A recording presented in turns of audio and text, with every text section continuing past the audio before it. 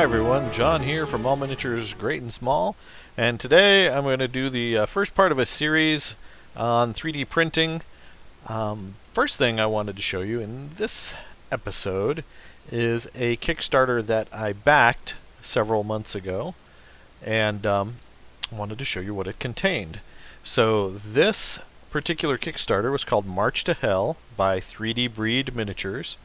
And it is basically, well, it says right here, World War II armies in 28mm and 15mm scales for 3D printing.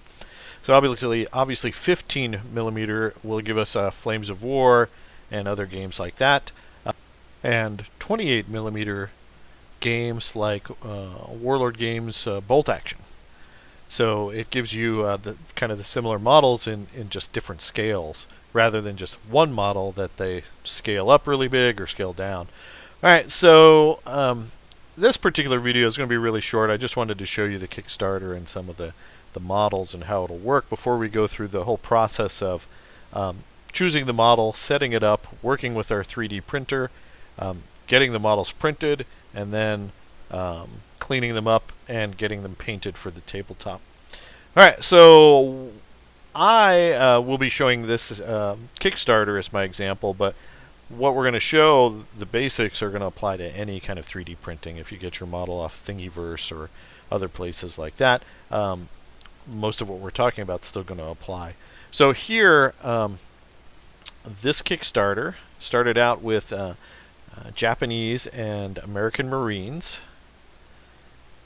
And you can see it started with like rifle squads and headquarters, machine gunners, anti-tank teams, some anti-tank guns, jeeps, up to like Shermans and sandbag defenses, Japanese tanks, some bunkers and stuff like that.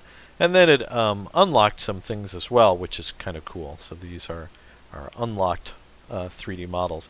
Now again, these are 3D models, so you back the Kickstarter, you don't receive anything. Nothing physically comes to you. They don't send you a model, they don't send you a disc, anything like that. You're just buying the files so that you can print these on your own, and those files are STL files. So as you can see, you got a lot of cool stuff here in the Kickstarter. I'm going to go ahead and drag over my folder. I already downloaded the folders that contained all of the modeling goodness within, and we have basically 5 different categories in this Kickstarter: Germany, Great Britain, Japan, US Marines, and a terrain folder. So starting here, we'll just take a look at the Marines. They broke it down very nice into infantry, vehicles, and support stuff. So we'll take a look at infantry. They give you a JPEG of what the what the different poses are, which is kind of cool.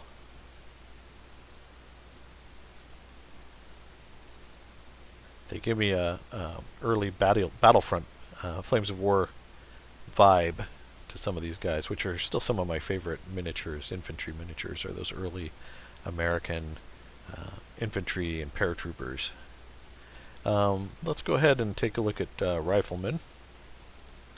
So these are these STL files that I'm talking about, and there are 6 of them, 6 rifleman sculpts, and each one is these are supported, and we'll talk a little bit more about that as we get into the 3D printing program.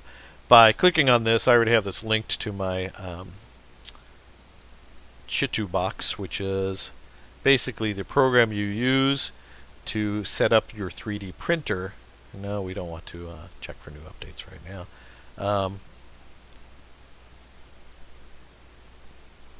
For printing. So in our next video, we're going to go into a little bit more detail with this, but I just kind of wanted to show you what the model looks like. So I think it's pretty cool. And in this program, you can position him around. This blue rectangle that you see is called the build plate. That's what the models are actually built on in the 3D printer, in the vat of resin. So you can see my 3D printer is not terribly huge because that's like a 15mm model there. but you get the idea. I could put several guys on here if I wanted to. I could duplicate and drop a bunch in. I could rearrange them in different ways.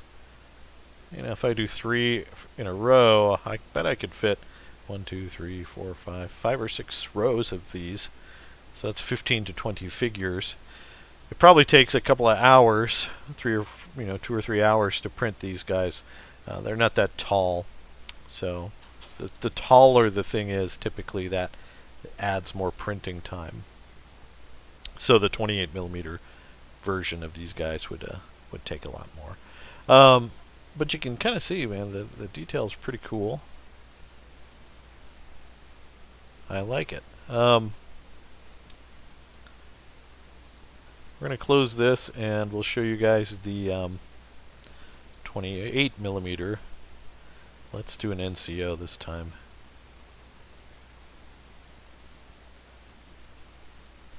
So again, it opens it up. We can see how much bigger this guy is in relation to that build plate. We can get in really close. I like this software too because it can kind of simulate how this 3D model is going to get built.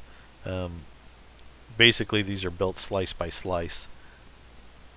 And here we could see each slice, basically. So that would be slice 102. That's very cool. And there's a whole strategy to how to build this and support it. These little frames that you see here are supports, and there are reasons why it's set up this way, and in further videos we'll talk about that. But there you go. I like that. He's got his Thompson full pack. Looks great. Alright guys, so this is going to serve as our first video in the series. So I just wanted to start something very simple. Also kind of gauge interest from you guys, the viewers, to see if this is something you want to go in depth. You just want an overall primer. I can make all of these very short, or I could go into them with a little bit more depth, whatever you guys want. We can make that happen. Just do let me know down in the comments below. That will definitely help, and give this video a like if it's something you want to see more of, and that just is a way for us when we're looking at our analytics to see what you guys like. So there you go, guys. As always, thanks for watching the channel. Do check us out on Facebook at All Miniatures Great and Small. If you are a fan of our Flames of War content, do check out our Patreon for more battle reports and other goodness for our Patreons, our patrons there. And thanks for watching. We really appreciate you, and keep on wargaming.